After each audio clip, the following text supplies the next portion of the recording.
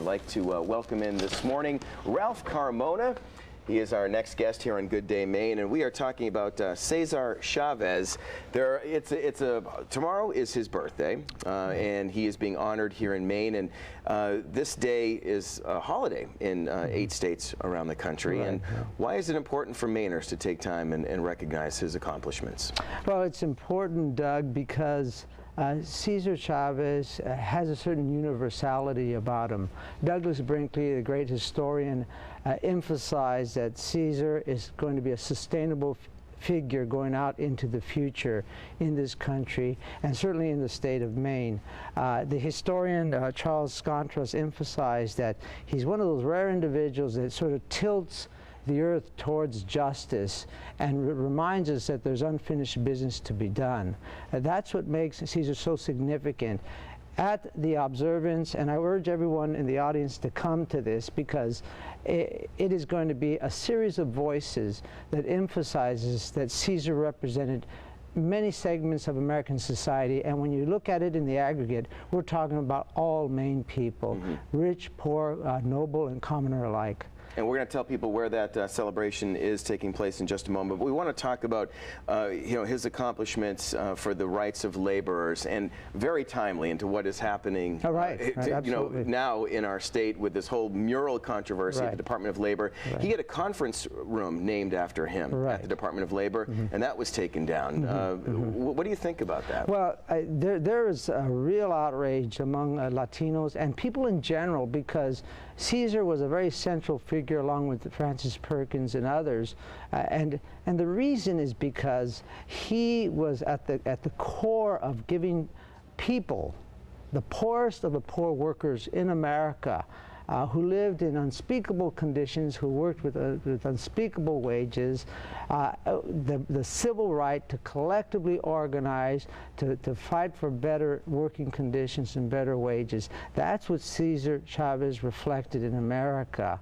And that's, I think, what's going to be central to this whole observance. And so people respond to that because this is a creation of American history. It is central to the story of Maine. When Cesar came to visit Maine in 1974, he praised New Englanders, Maine people as well as the rest of New England, because almost 70% of them supported his efforts to fight for the working poor. And what are you hearing from some of the folks who are going to be taking part in tomorrow's observance about how this is taking on perhaps more special meaning in light of what is happening? Well, what I'm hearing is that people want to raise the moral gravitas of this issue.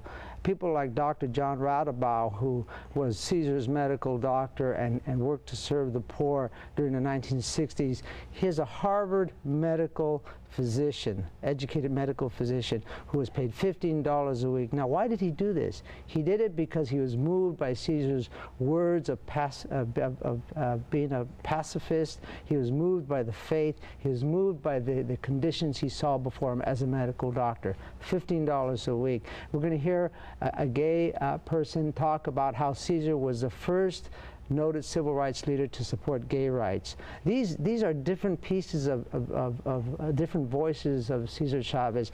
I'm going to talk about Cesar the All-American. I mean, there were people who said this guy should have been, his body should be deported back to Mexico last week. And there are people who question about his daughter, third-generation American, her immigration status, and he should go back to Mexico where he came from. But his family goes way back to the Homestead Act of 1862. Well, let me ask you about bridging the gap here between, what is happening. You talk about a pro-business environment that Maine is trying to get into, and then laborers. Both sides can coexist, and you got to meet some common ground. No, absolutely. What is critical is the American economy needs human capital, and that's what Cesar was all about. We need to live in a world where people have their pursuit of happiness in terms of basic necessities, in terms of health care, in terms of wages, in terms of working conditions. And that's what Cesar was all about, and that's what Francis Perkins was all about. They all pushed in that direction. We live in a conflicting world where there are cycles of immigration that are creative and destructive, just like capitalism.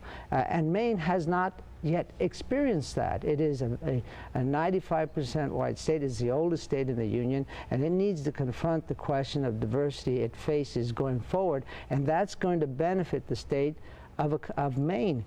Just look at the economic engines, Portland and some of the other cities.